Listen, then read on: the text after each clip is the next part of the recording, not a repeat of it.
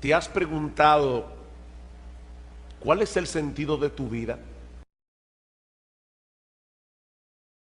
Algunos pueden pensar, yo pensé que había venido a una iglesia y me están hablando de filosofía.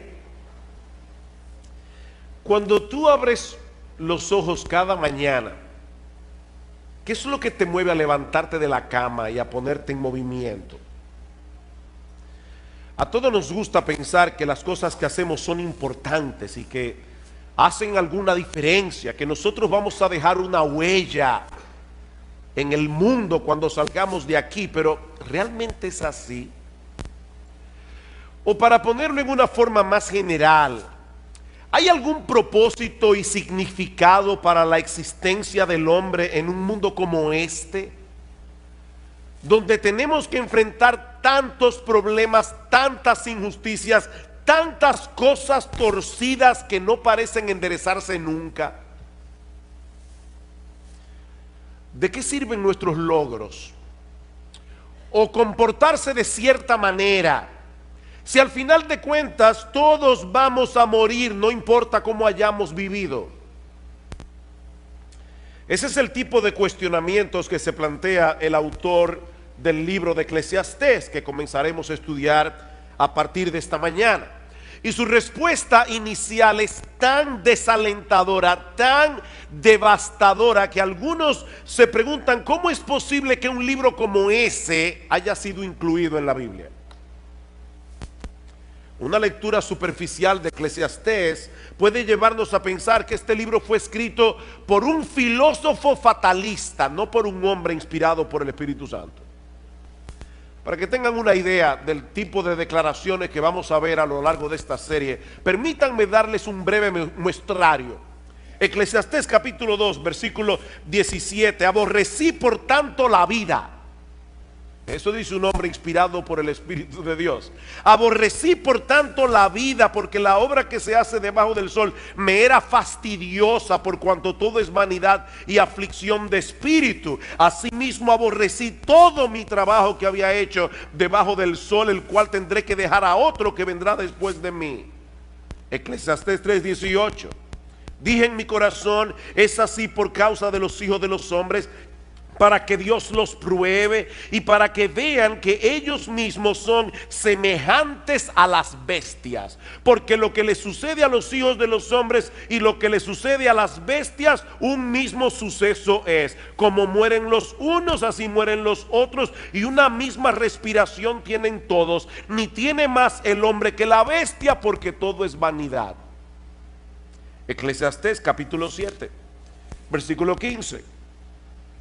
Todo esto he visto en los días de mi vanidad. Justo hay que perece por su justicia. Un justo que perece por su justicia. Y hay impío que por su maldad alarga su vida. No seas demasiado justo. Oigan lo que dice la Biblia. No seas demasiado justo, ni seas sabio con exceso. ¿Por qué habrías de destruirte? No hagas mucho mal, ni seas insensato. ¿Por qué habrás de morir antes de tu tiempo? Y yo no voy a hacer ningún comentario, simplemente estoy leyendo algunos versículos. Capítulo 8, versículo 14. Hay vanidad que se hace sobre la tierra, que hay justos a quienes sucede como si hicieran obras de impíos. Y hay impíos a quienes acontece como si hicieran obras de justo. Digo que esto también es vanidad. Por tanto alabé yo la alegría que no tiene el hombre bien debajo del sol, sino que coma y bebe y se alegre, y que esto le quede de su trabajo los días de su vida, que Dios le concede debajo del sol. ¿Y qué le parece esta? Se lo voy a leer de la Biblia de las Américas. Eclesiastés 10:19. Para el placer se prepara la comida, el vino alegra la vida y el dinero es la respuesta para todo. Alguna persona dice medio en broma, el dinero no te lleva a la felicidad, pero te deja como a una cuadra.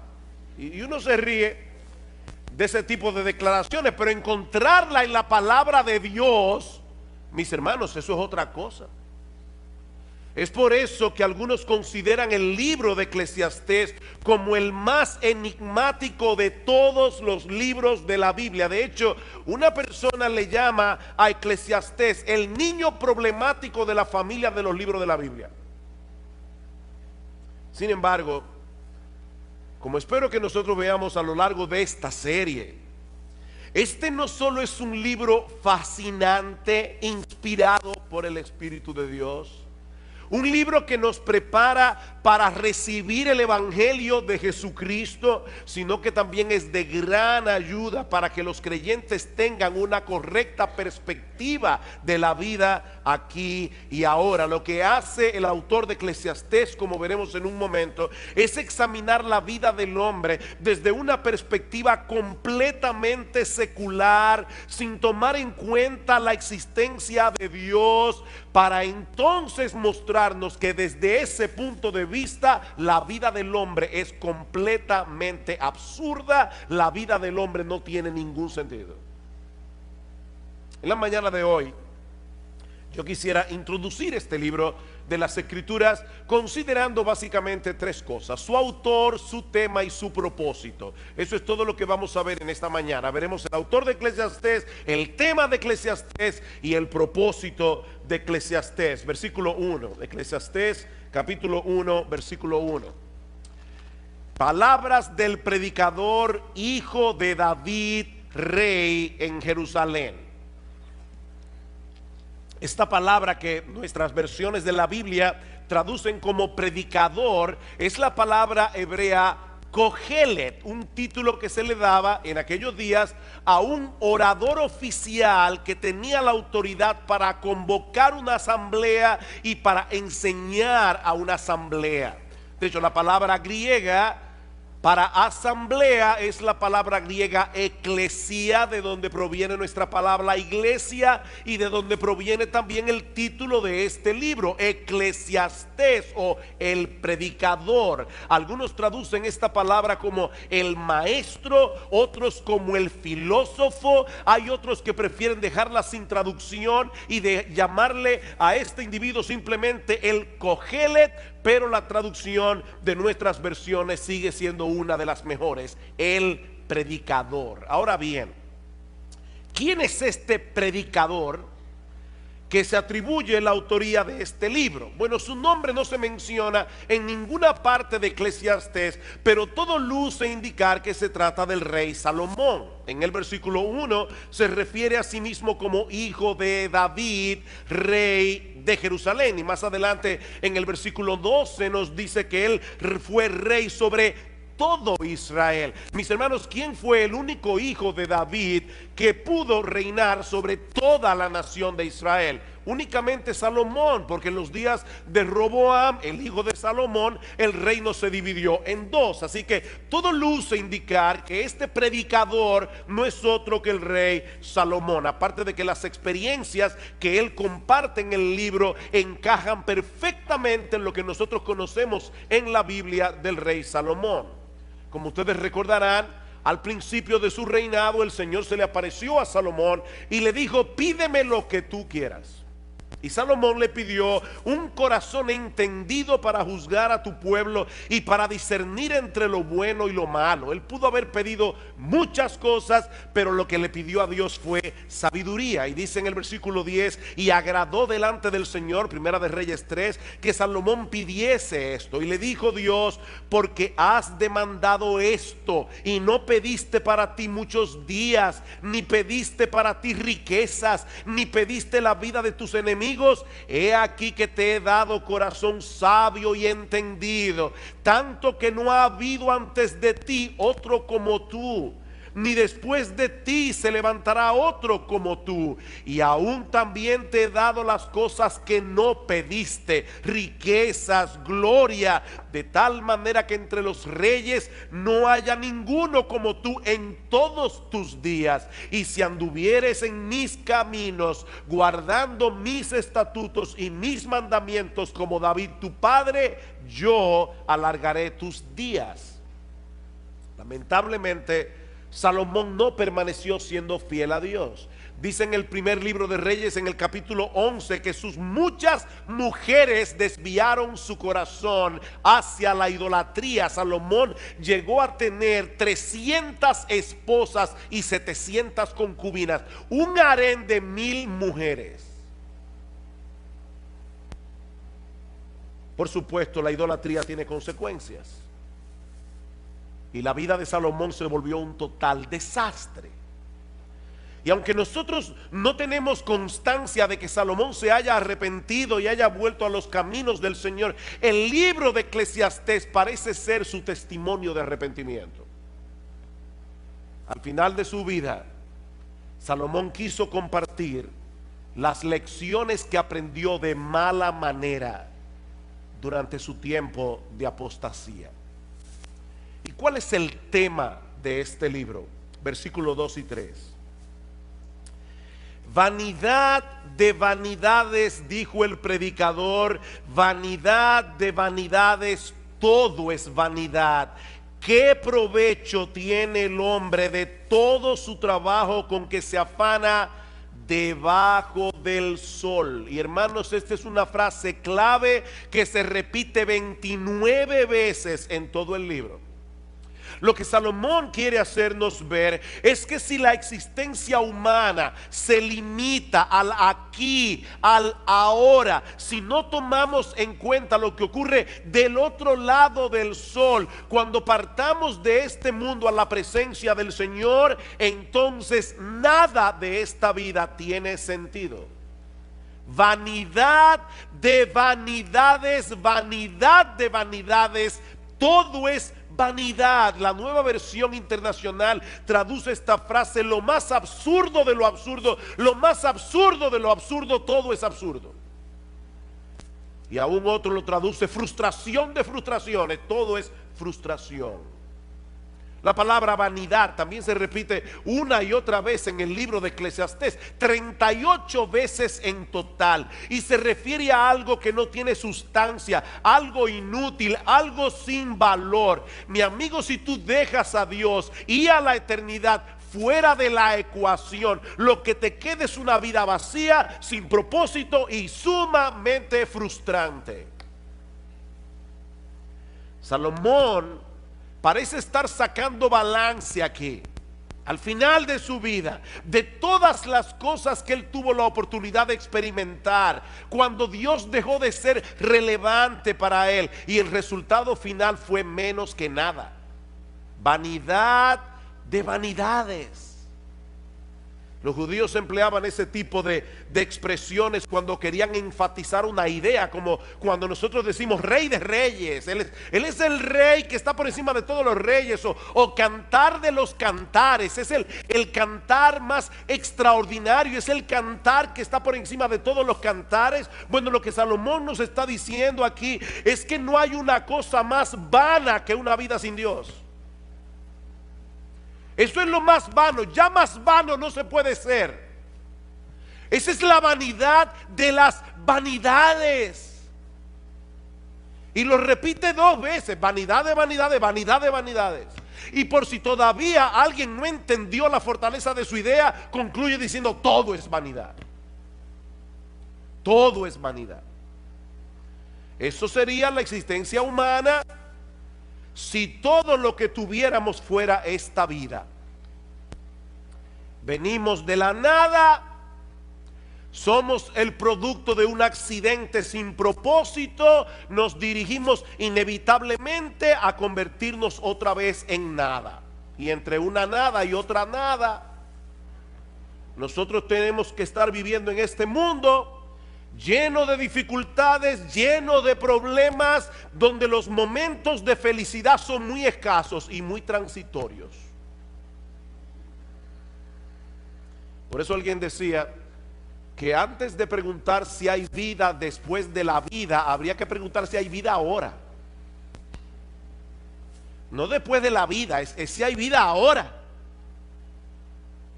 Un día viene, otro día va, muy similar al anterior, y después de muchos días, la muerte.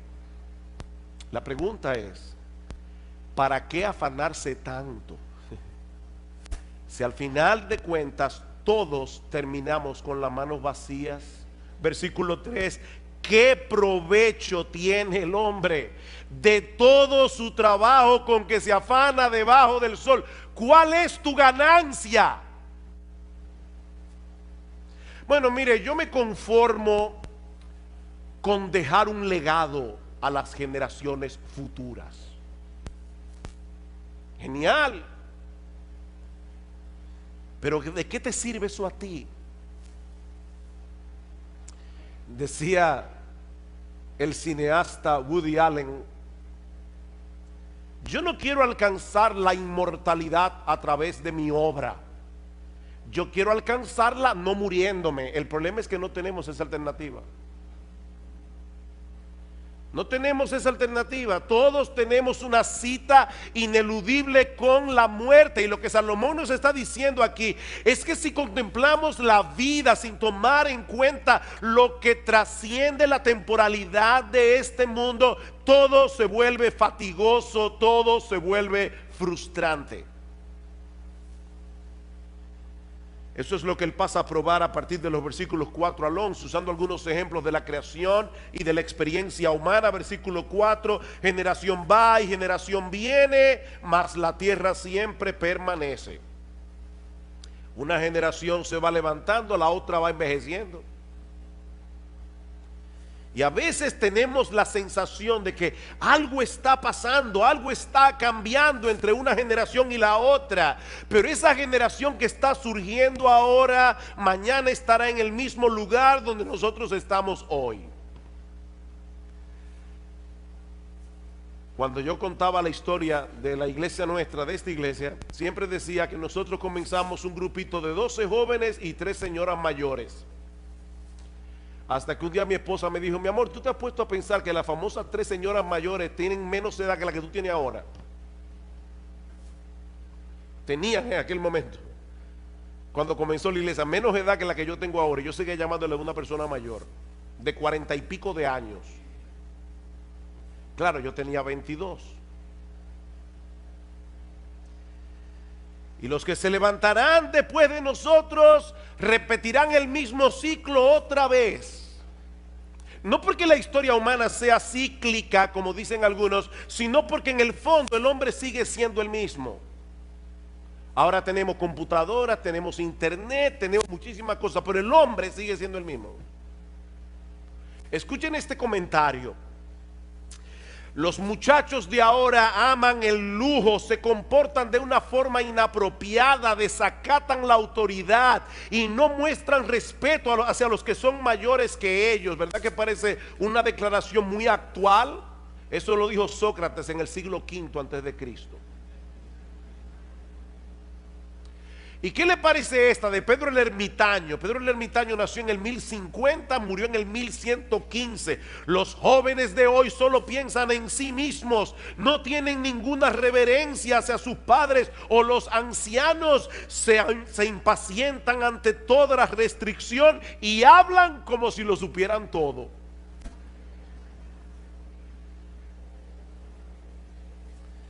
Ustedes ven el punto.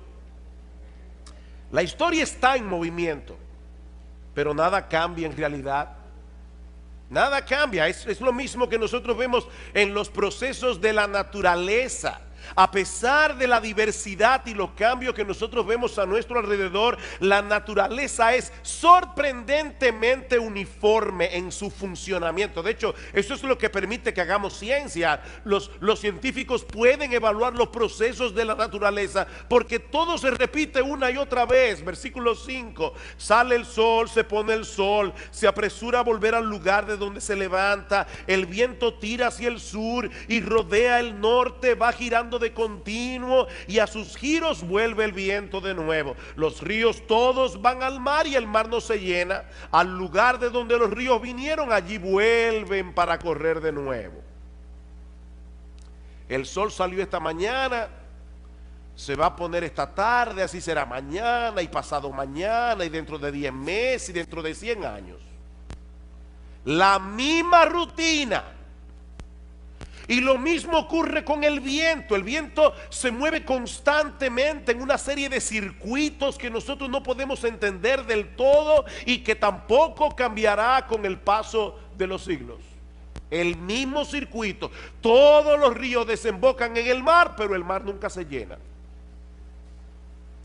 Y al lugar de donde los ríos vinieron, allí vuelven para correr de nuevo. La misma cosa una y otra vez. Y esa monotonía de la naturaleza no es otra cosa que un reflejo de la monotonía de la vida humana.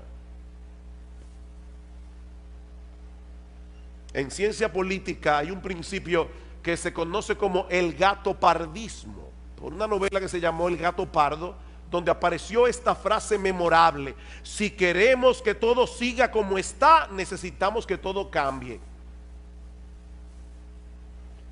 ¿Cómo así? Bueno, lo que este principio establece es que los políticos tienen que iniciar constantemente algo que se parezca una transformación revolucionaria, pero dejando en realidad las mismas estructuras de poder, de manera que todo cambia, pero nada cambia. ¿O no es así? Eso es el gatopardismo. Todo cambia, pero nada cambia. Eso es básicamente lo que Salomón nos está diciendo en Eclesiastés. Lo que nosotros vemos en los procesos naturales es lo mismo que ocurre en la experiencia del hombre. Versículo 8: todas las cosas son fatigosas más de lo que el hombre puede expresar. Nunca se sacia el ojo de ver ni el oído de oír. Eso fue cierto en los días de Salomón, lo es en el día de hoy. En la historia de la civilización, el hombre nunca había tenido a su alcance tantas posibilidades de ver y oír cosas diferentes. Hace 200 años, si usted quería escuchar música tocada por una orquesta, usted tenía que ir a donde la orquesta estaba. Ese era un lujo que muy pocas personas podían darse. Hoy día cualquier muchacho tiene a su alcance un montón de dispositivos, de programas, de aplicaciones que le permiten ver y escuchar lo que quiera y cuando lo quiera. iPod, iPhone, iPad, iTunes, MP3, YouTube, SoundCloud, Netflix, Crackle y yo no sé cuántas cosas más. ¿Y saben qué? No importa cuántas cosas veas, no importa cuántas cosas escuches, nunca te sentirás satisfecho. Nunca te sentirás plenamente satisfecho. Yo recuerdo cuando era niño, a mi padre le encantaba hacernos cuentos árabes. Y yo recuerdo uno en particular donde había un rey que le ofreció la mitad de su reino a cualquier persona que pudiera llevarle algo que fuera más pesado que lo que él tenía en su mano. Y las personas comenzaron a traer cosas pesadas, lingotes de oro cada vez más pesadas, y siempre lo que el rey tenía en la mano pesaba más.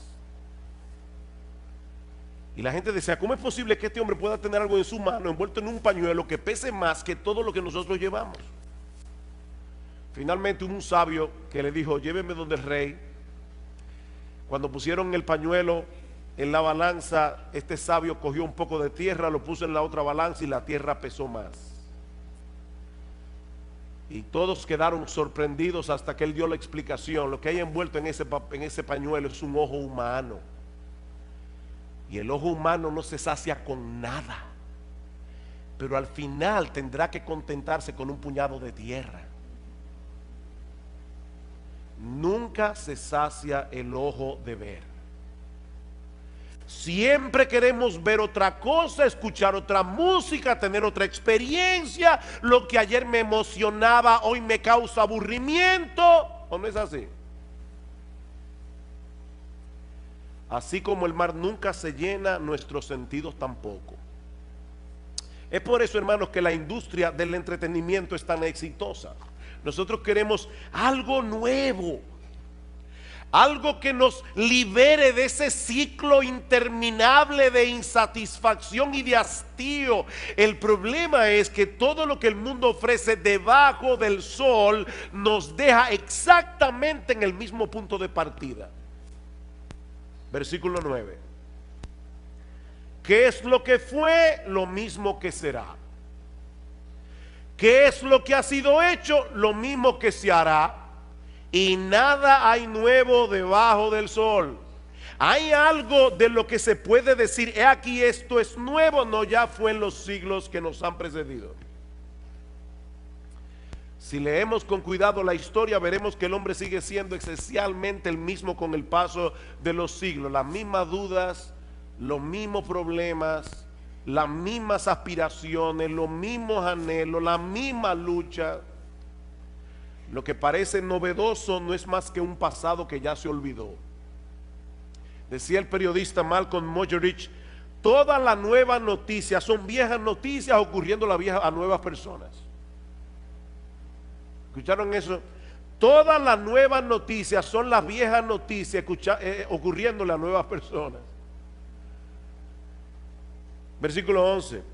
No hay memoria de lo que precedió, ni tampoco de lo que sucederá. Habrá memoria en los que serán después. En otras palabras, la gente suele de sufrir de amnesia histórica. La gente suele sufrir de amnesia histórica.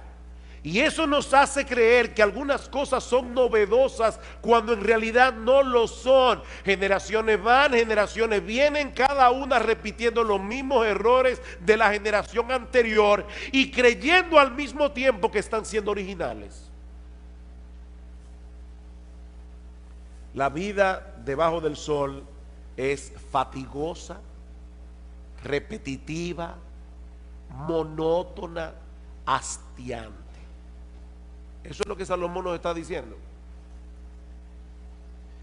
Y cuando el hombre trata por sí mismo de descubrir el significado y propósito de todo esto, el resultado es una visión fragmentada de la realidad que no le hace ningún sentido. Es como cuando estamos tratando de armar un rompecabezas y hay piezas que faltan.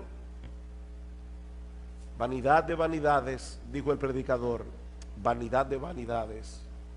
Todo es vanidad. Ahora bien, ¿y cuál es el propósito de este libro? ¿Por qué Dios inspiró al autor de Eclesiastés para que pusiera por escrito reflexiones tan deprimentes acerca de la vida en este mundo?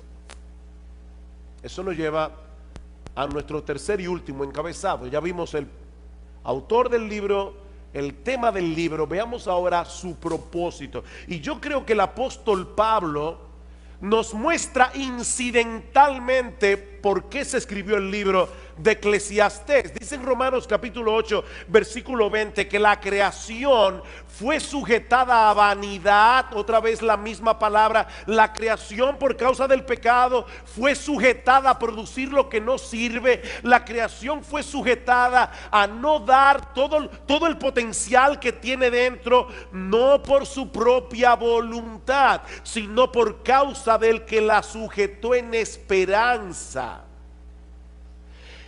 En el libro de Eclesiastés, Salomón quiere que sintamos el peso de lo absurda que resulta la vida debajo del sol, destruir en nosotros toda esperanza de encontrar propósito, significado o satisfacción en ninguna de las cosas que este mundo ofrece, para entonces llevarnos de la mano a poner toda nuestra esperanza únicamente en Dios.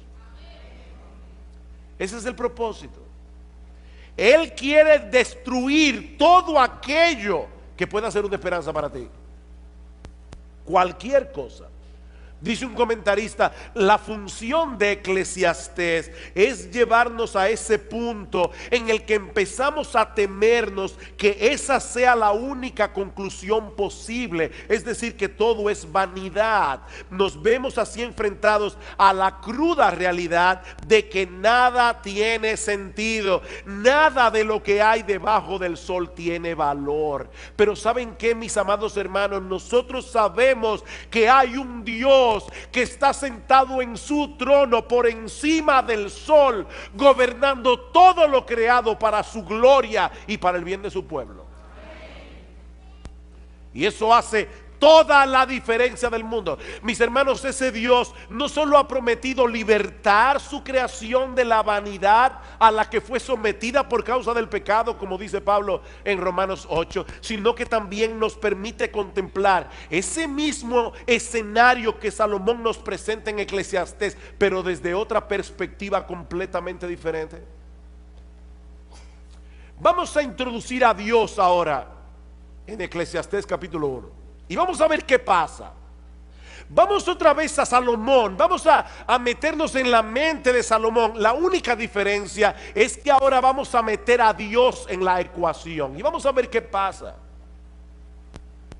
El salmista David, el padre de Salomón, nos dice en el Salmo 19:1: los cielos cuentan la gloria de Dios, el firmamento anuncia la obra de sus manos. El universo es un gran libro disponible para todo el que lo quiera leer, que nos habla de la grandeza, el poder y la majestad de nuestro Dios. Un día emite palabra a otro día, una noche a otra noche declara sabiduría. No hay lenguaje ni palabras, ni es oída su voz, pero por toda la tierra salió su voz y hasta el extremo del mundo su palabra. Señor, escuchen: en ellos, en los cielos, puso tabernáculo para el sol, y este, como esposo que sale de su tálamo, de su cama por la mañana, se alegra cual gigante para correr el camino.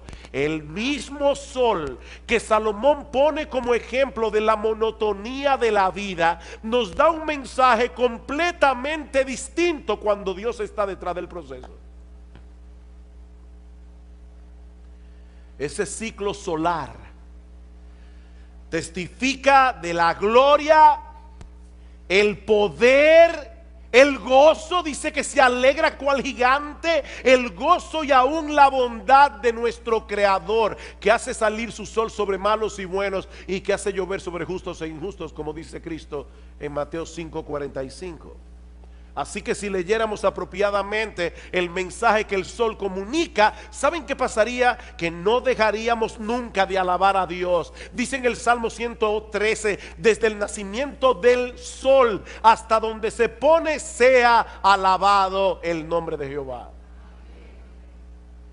Si todos los hombres reciben igualmente el beneficio de la luz del sol, ¿no debieran todos darle la gloria y la alabanza al único que le corresponde?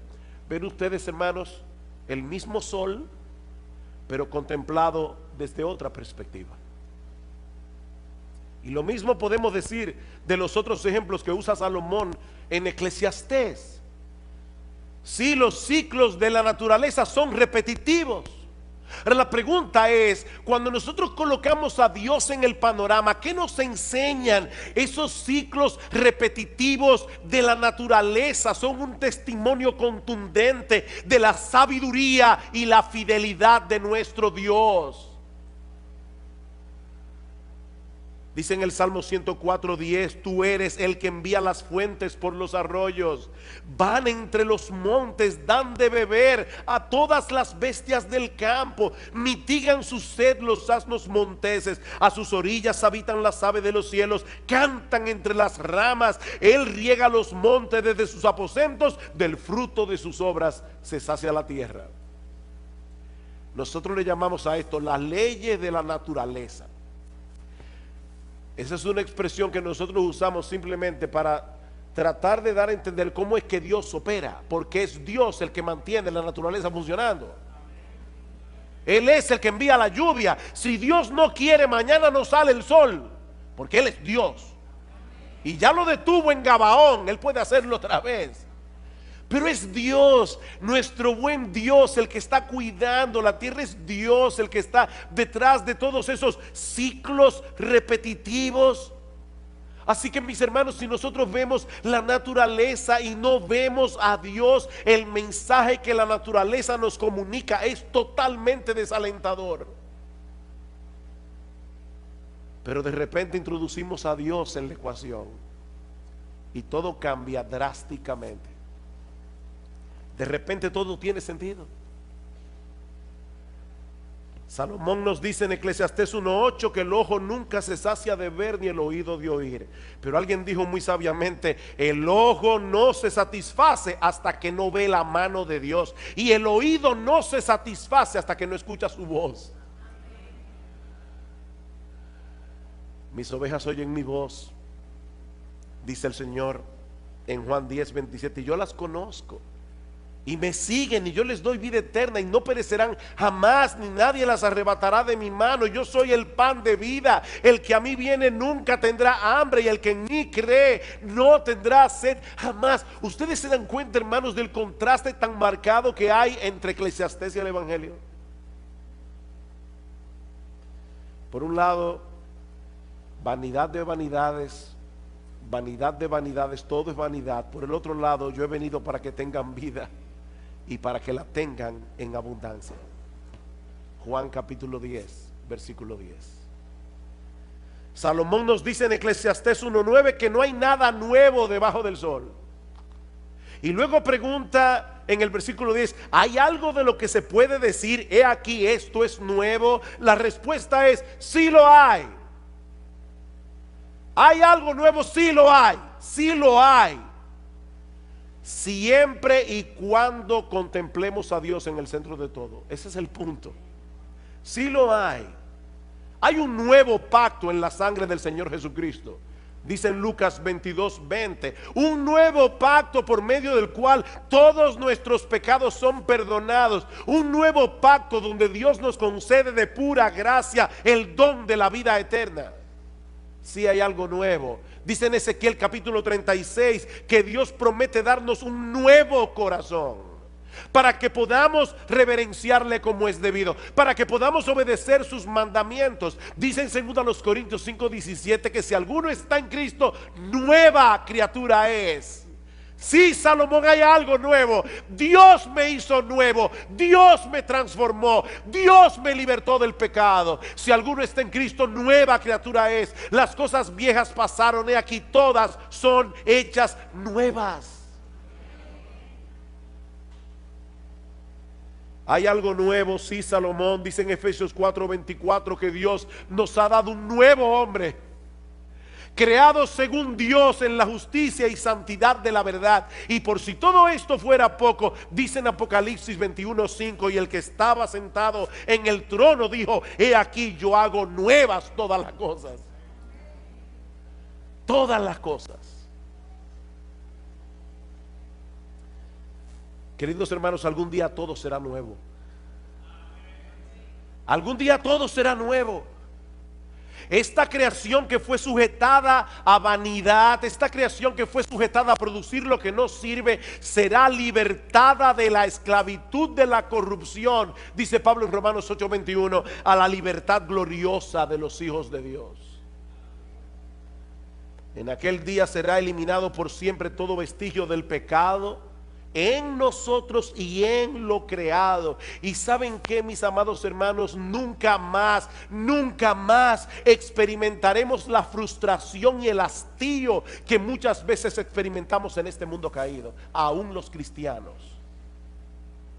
O tú nunca te aburres, tú nunca te hastías, nunca te sientes frustrado.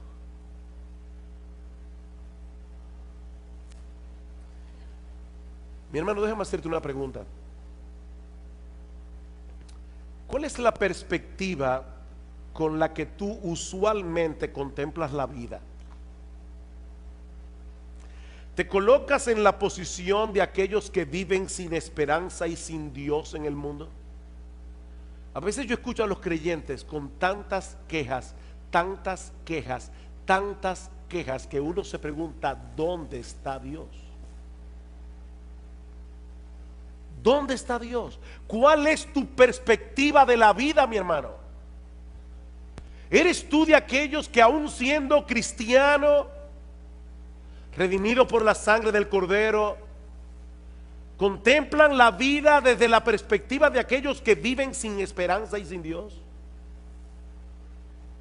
¿O te levantas por encima de lo que tus ojos ven, debajo del sol para contemplar todas las cosas a través de la presencia omnipresente de Dios en el mundo. Miren, hermanos, no hay que ser un incrédulo para perder de vista a Dios. De hecho, en la época de Salomón el ateísmo no se conocía. Eso era algo extraño. Salomón no está diciendo que vamos a contemplar la vida desde el punto de vista del ateo. Basta simplemente con que tú creas en Dios, pero no lo tomes en cuenta.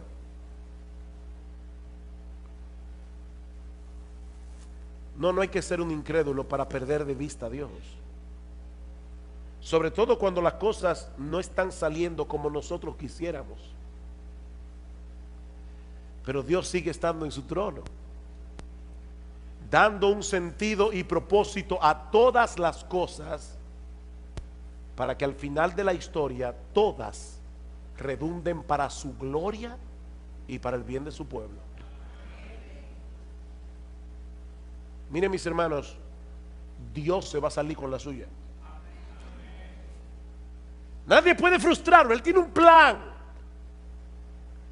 y en ese plan nuestro bendito, glorioso, extraordinario, inefable, incomparable, inmutable Señor y Salvador Jesucristo se llevará toda la gloria.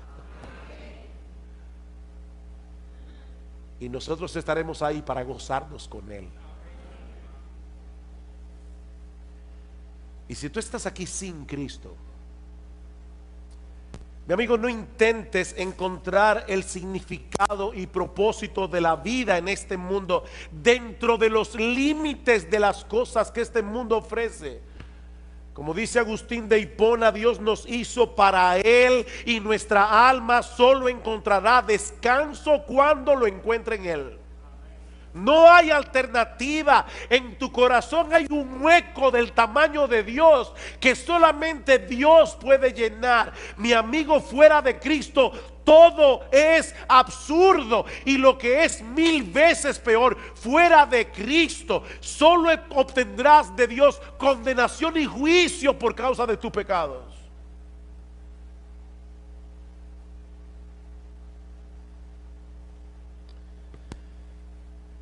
Miren, hermanos, hay frases que en el mundo evangélico se repite tanto y tanto y tanto, que se convierten en clichés, y nosotros dejamos de percibir la verdad que hay detrás de esas frases que se repiten una y otra vez. ¿Recuerdan ustedes cuando estábamos predicando de Colosenses y decíamos que hay una fórmula matemática en Colosenses? Cristo más nada es igual a todo. Decía una poetisa cristiana: si yo no tuviera nada excepto a Cristo, lo tendría todo como quiera. Eso no es un cliché, eso es una gran verdad. Cristo es el todo en todos. Es Cristo, es Cristo, es Cristo. Mis hermanos, mis amigos que están aquí, el significado de la vida, el propósito de nuestra existencia, todo gira en torno a Él. Él es el centro. Este es un mundo roto, este es un mundo quebrado por el pecado, es un mundo dañado. El secularismo avanza a pasos agigantados, y a veces, yo no sé tú, pero muchas veces uno se pregunta cuando lee acerca de estas cosas: ¿qué futuro habrá para la iglesia? ¿Qué futuro habrá para las próximas generaciones? Bueno, yo espero que si tú tienes esa inquietud, en la mañana de hoy el mensaje de la palabra sea de mucho ánimo, sea de mucho aliento para ti, porque vamos a estar viendo en los capítulos 18 y 19 del libro de los Hechos, siguiendo nuestra serie consecutiva en este libro. Vamos a estar viendo que la palabra de Dios sigue actuando. La palabra de Dios es poderosa para obrar, para actuar en un mundo roto, en un mundo dañado por el pecado. Y obviamente, como les decía hace un momento, mi intención no es explorar cada detalle de este relato tan extenso, sumamente rico en matices. Lo que yo quiero hacer en esta mañana es muy sencillo, es extraer 4 grandes verdades que se desprenden de este pasaje. Y que yo espero que te ayuden, mi amado hermano, mi amada hermana, yo espero que esto te ayude a confiar más en el Evangelio, que esto te ayude a descansar más en su poder, que esto te mueva a seguir predicándolo con valor, aunque el mundo parezca desmoronarse a nuestro alrededor. Eso es lo que yo espero que pase en esta mañana. Yo quiero animarte, mi amado hermano. Yo quiero animarte a seguir predicando. Yo quiero animarte a seguir siendo fiel al Señor. Yo no quiero que las cosas que tú estás viendo en las noticias oculten la realidad que acabamos de cantar. Nuestro Dios reina, el cielo gobierna. Cristo dijo: este evangelio será predicado en todas las naciones y entonces vendrá el fin. Nada ni nadie va a poder impedir que Jesucristo haga eso. Así que hay 4 grandes verdades que nosotros podemos extraer de Hechos 18 y 19. La primera es que el evangelio vence la inmoralidad. El evangelio vence la inmoralidad. Vean otra vez Hechos 18:1. Dice: después de esto, Pablo estaba predicando el evangelio en Macedonia. Ahora dice: después de esto salió de Atenas y fue a Corinto, la ciudad de Corinto. Nosotros tenemos 2 cartas en el Nuevo Testamento: primera a los Corintios, segunda a los Corintios. Corinto era una metrópoli comercial plagada de inmoralidad. Culturalmente hablando era muy importante, pero moralmente hablando, Corinto no tenía nada que envidiarle a Sodoma y a Gomorra en el siglo I. Su vida religiosa giraba en torno a la diosa Afrodita, la diosa del amor. De hecho, había un templo en Corinto donde servían 1000 prostitutas sagradas. O sea, la gente fornicaba para adorar a Afrodita. Era tanta la depravación de la ciudad que los griegos inventaron un nuevo verbo que no existía antes: corintizar. Y lo que ese verbo implica o significa es una vida sexual sin freno. O sea, vivir como un corintio era vivir como un sinvergüenza. Esa era la ciudad de Corinto.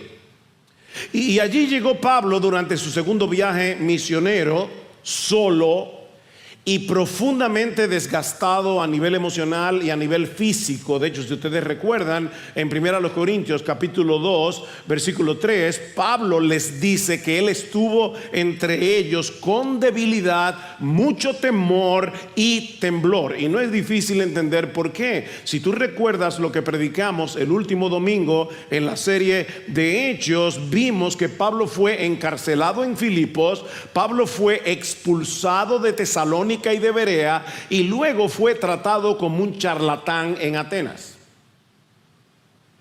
Pablo estaba extenuado, humanamente hablando. ¿Y saben qué hizo cuando llegó a Corinto? Cualquiera hubiera dicho: bueno, tómate un tiempo, necesitas recargar pilas. ¿Saben qué fue lo que hizo Pablo cuando llegó a Corinto? Siguió predicando. Y siguió predicando porque él sabía que el poder de la palabra de Dios, la eficacia de la palabra de Dios, no depende de la fuerza del predicador, depende del Dios que respalda la palabra, del Dios que respalda su palabra con poder. Pablo llega a Corinto. Dios en su providencia le provee la amistad de un matrimonio piadoso que de hecho iba a jugar un papel sumamente predominante tanto en la vida de Pablo como en su ministerio, Aquila y Priscila. Vean el versículo 2.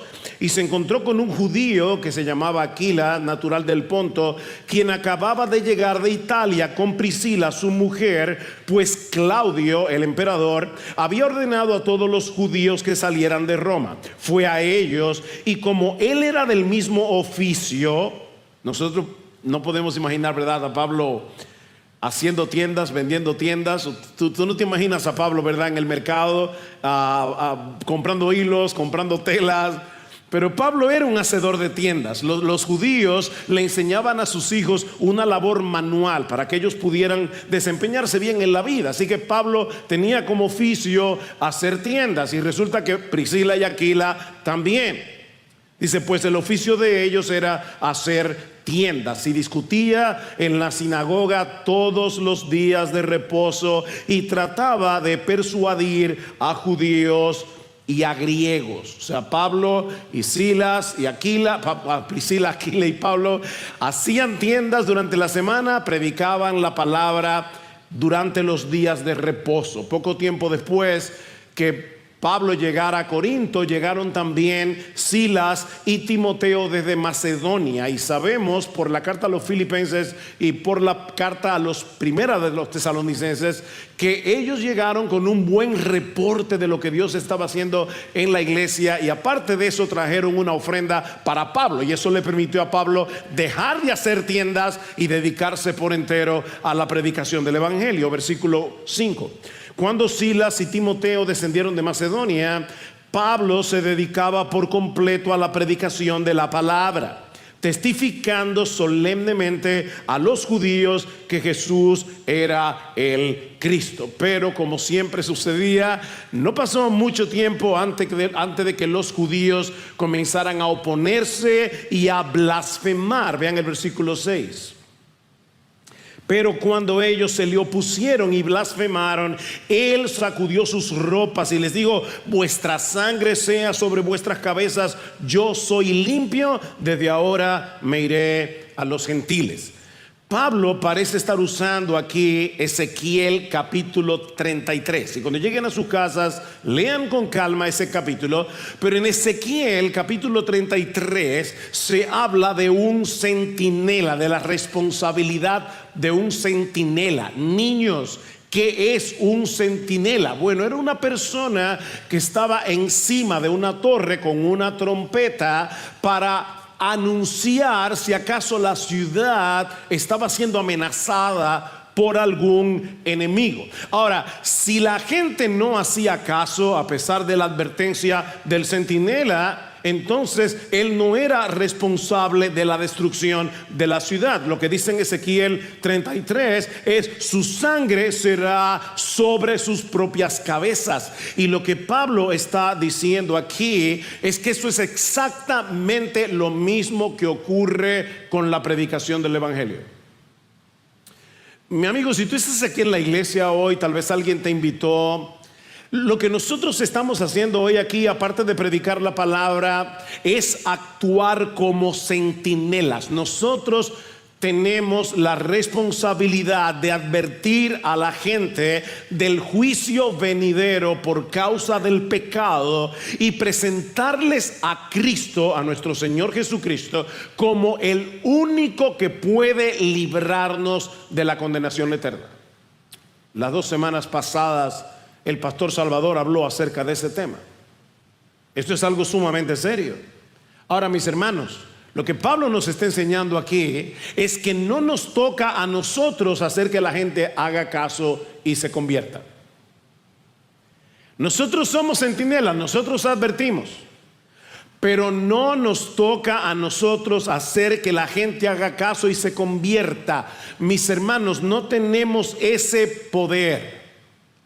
Nuestra responsabilidad es proclamar claramente el evangelio, pero tenemos que dejar los resultados en las manos de Dios. Y yo digo esto porque muchas veces los cristianos nos sentimos desalentados o sentimos que hemos fracasado porque hemos estado predicándole el evangelio a nuestros hijos, hemos estado predicándole el evangelio a nuestros familiares, a nuestros amigos, y no hacen caso. No, mi hermano, si tú predicaste el evangelio, tú no fracasaste, tú hiciste lo que Dios quería que tú hicieras. Esa es tu responsabilidad. No te desalientes si algunos rechazan el mensaje. Tú no puedes cambiar el corazón de nadie. De hecho, tú ni siquiera puedes cambiar tu propio corazón. Eso solo puede hacerlo Dios. Pero tú sí puedes y debes predicar la palabra, confiando en que Dios hará lo que solo Él puede hacer para salvar a pecadores. Mira, mi amigo, Dios te está dando hoy la oportunidad de escuchar su palabra predicada para que vengas a Cristo en arrepentimiento y fe. Eso es algo que nadie puede hacer por ti. No lo puede hacer el predicador, no lo puede hacer tu papá, no lo pueden hacer tus amigos. Mi amigo, presta atención a la palabra predicada. Y ahora aquí pídele al Señor que abra tu corazón, como de hecho sucedió en Corinto. A pesar del rechazo de los judíos, a pesar de la descomposición moral de la ciudad, ¿qué pasó en Corinto? Bueno, que la palabra de Dios no volvió vacía. En medio de tanta oscuridad, Dios hizo brillar la luz del evangelio y el resultado fue sorprendente. Versículo 7. Y partiendo de allí, es decir, de la sinagoga, se fue a la casa de un hombre llamado Ticio, justo, que adoraba a Dios, cuya casa estaba junto a la sinagoga. Por favor, no dejen de ver estos detalles de Lucas. O sea, Pablo está predicando el evangelio en la sinagoga. Los judíos comienzan a blasfemar. Así que hace Pablo, se muda a la casa de al lado.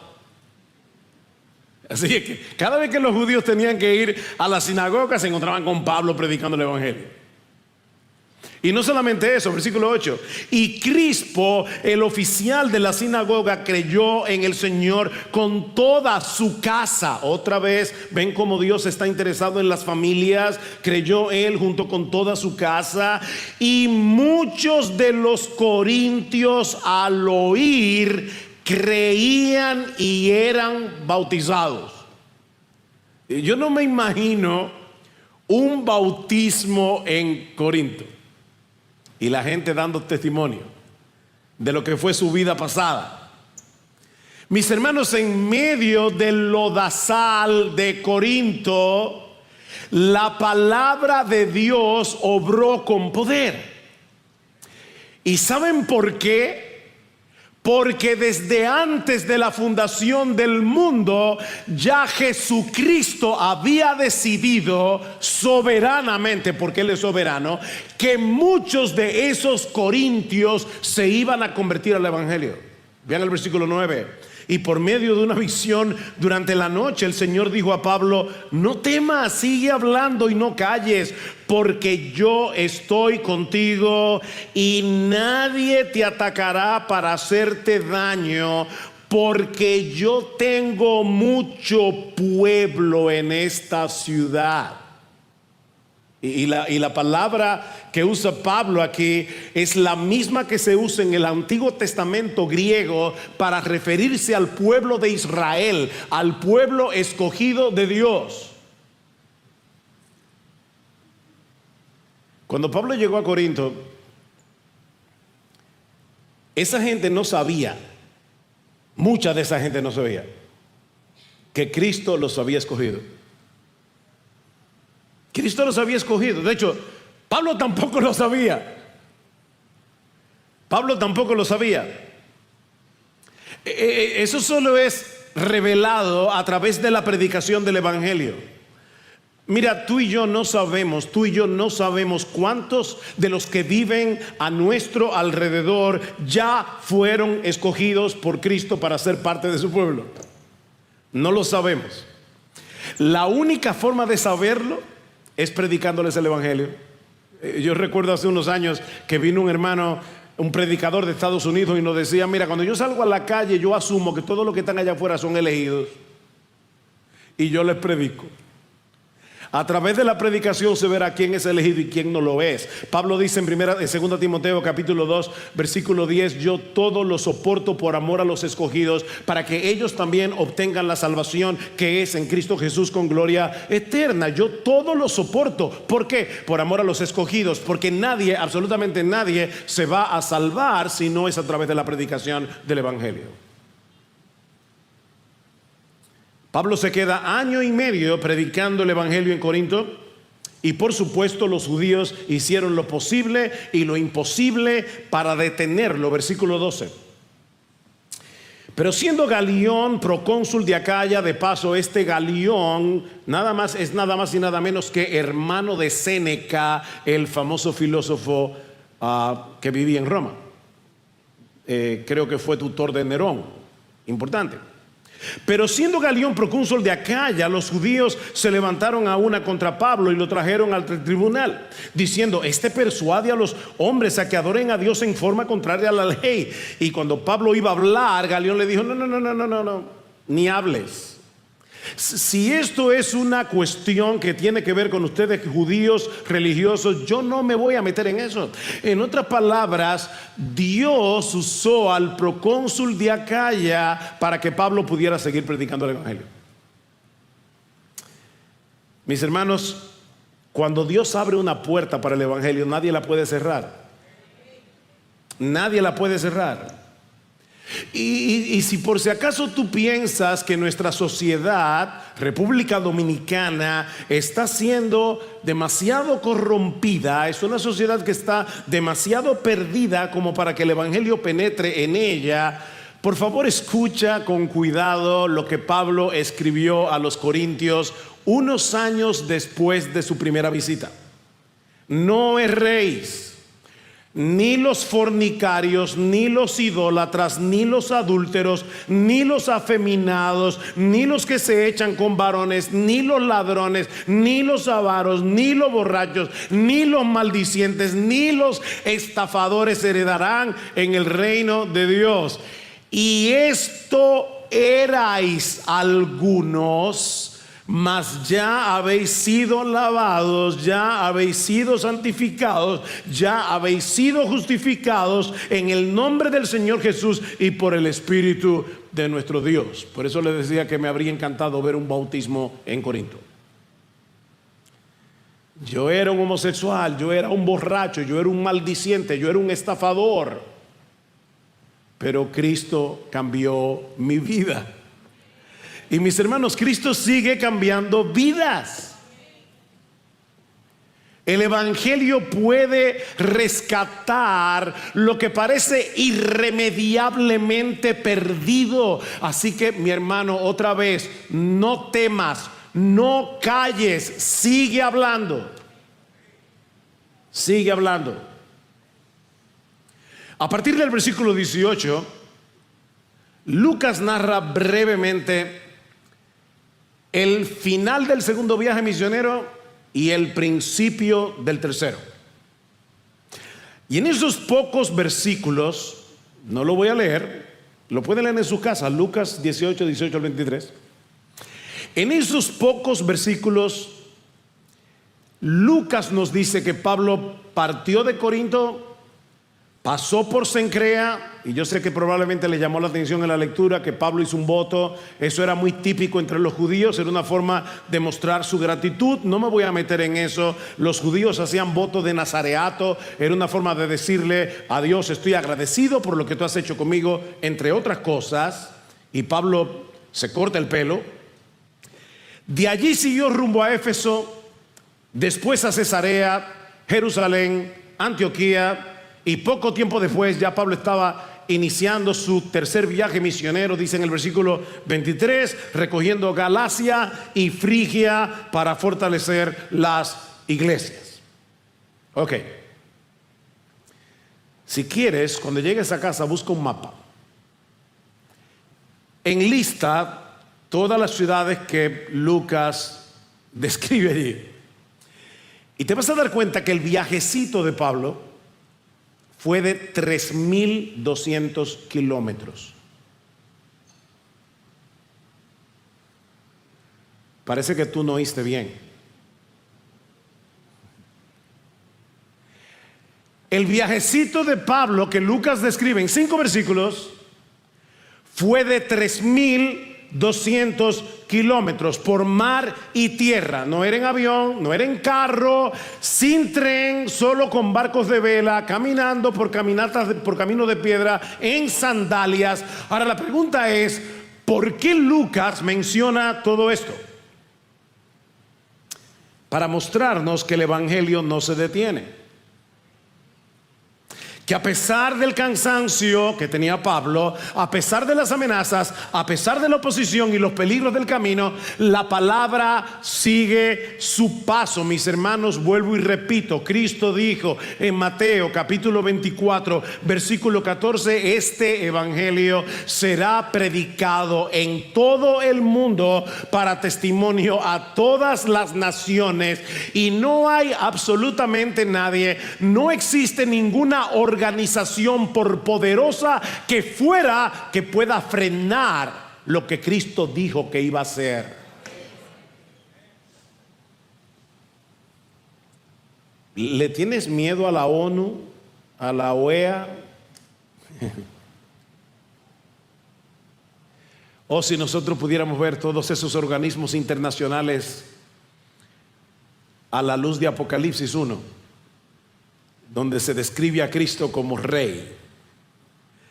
¿Saben qué parecería a nuestros ojos? Menos que chihuahuas. Nada ni nadie impedirá que este evangelio sea predicado en todas las naciones, y el pueblo que Cristo desde antes de la fundación del mundo escogió para ser salvo se va a salvar. Se va a salvar. Pero este relato no solamente nos muestra que el evangelio vence la inmoralidad, como hizo en Corinto, sino que también corrige el error y la ignorancia con gracia y con verdad.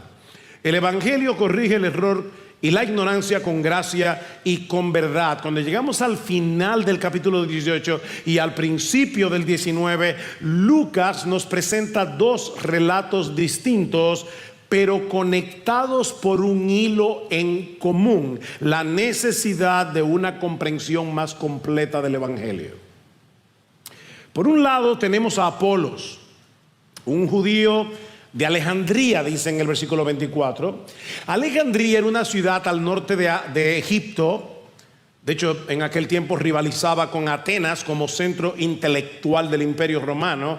Allí residía una gran comunidad de judíos. Fue en Alejandría donde se tradujo el Antiguo Testamento al griego, la versión que hoy conocemos como la Septuaginta. Así que Alejandría era un centro cultural sumamente importante, y Apolos era de Alejandría. Vean el versículo 24, dice: Lucas llegó entonces a Éfeso un judío que se llamaba Apolos, natural de Alejandría, escuchen, hombre elocuente y que era poderoso en las escrituras. Este había sido instruido en el camino del Señor, y siendo ferviente de espíritu hablaba y enseñaba con exactitud las cosas referentes a Jesús, aunque solo conocía el bautismo de Juan. En otras palabras, Apolo ya había creído en Cristo como el Mesías, pero su entendimiento del evangelio era incompleto.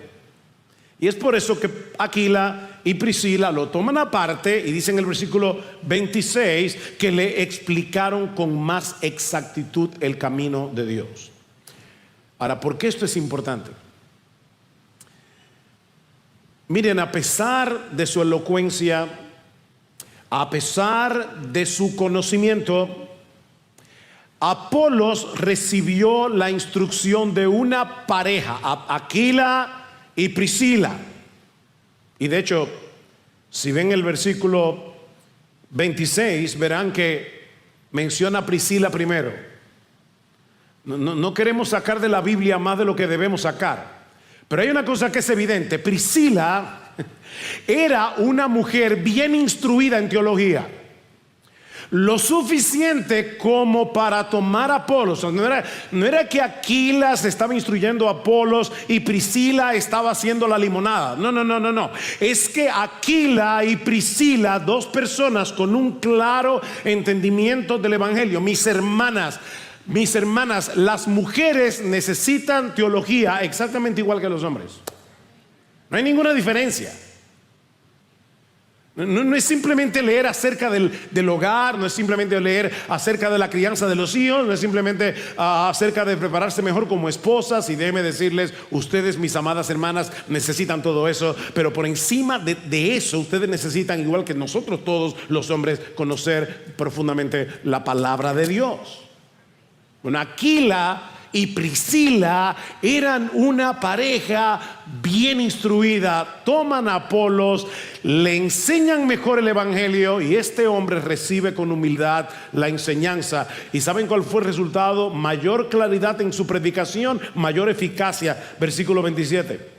Cuando él quiso pasar acá, ya los hermanos lo animaron y escribieron a los discípulos que lo recibieran. Y cuando llegó, ayudó mucho a los que por la gracia habían creído.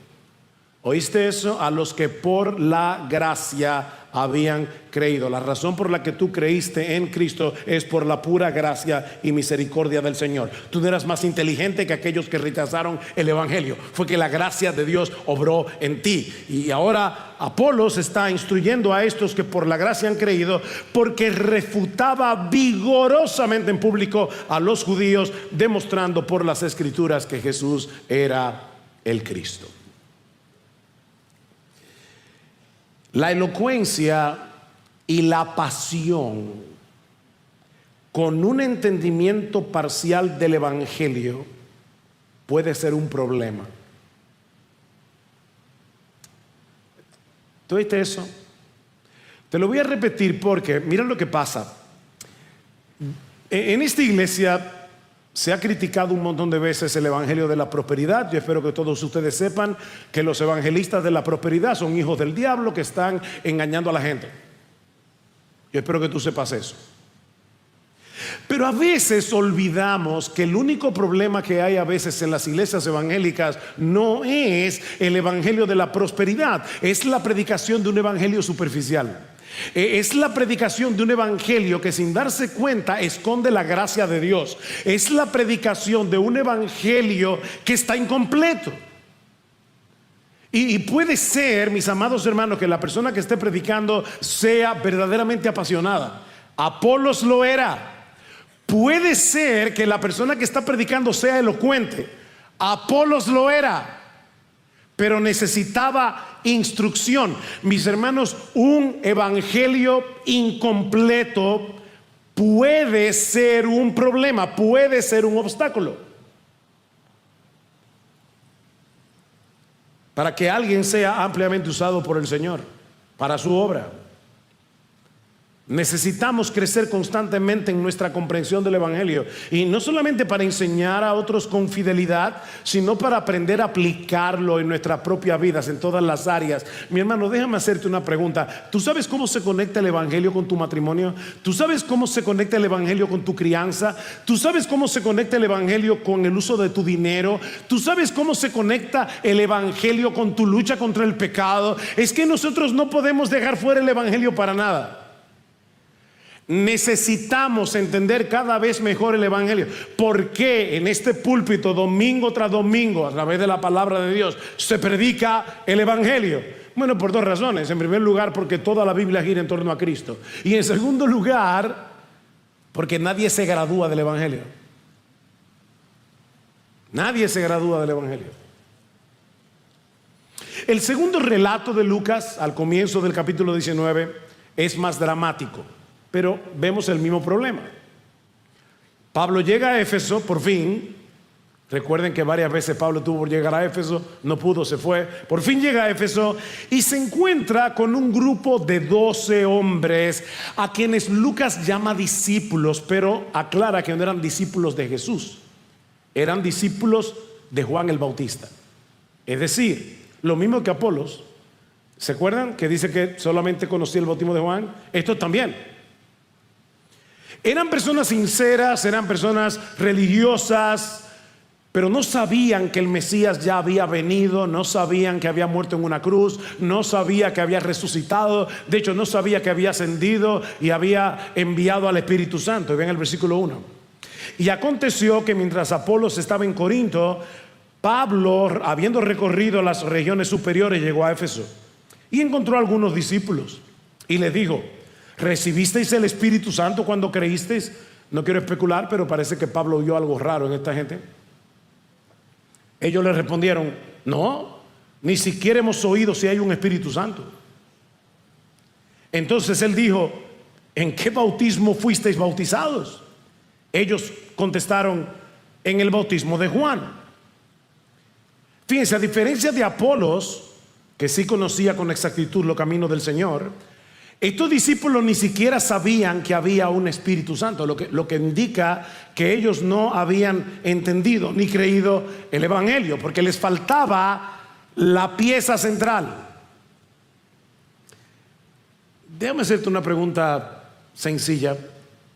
¿Cuál es el corazón del Evangelio? Esta gente no había oído hablar del Espíritu Santo. Pregunta: ¿es el Espíritu Santo el corazón del Evangelio? ¿Qué era lo que le faltaba a esta gente? Entender quién es Cristo y qué fue lo que hizo en una cruz. Noten el versículo 4. Y Pablo les dijo: Juan bautizó con el bautismo de arrepentimiento, diciendo al pueblo que creyera en aquel que vendría después de él, es decir, Jesús. Esta gente necesitaba conocer, entender y confiar en el corazón del Evangelio, la persona y la obra de Cristo. Así que Pablo les predica, ellos se convierten, son bautizados. No era una multitud, dice el texto que eran solo 12 personas.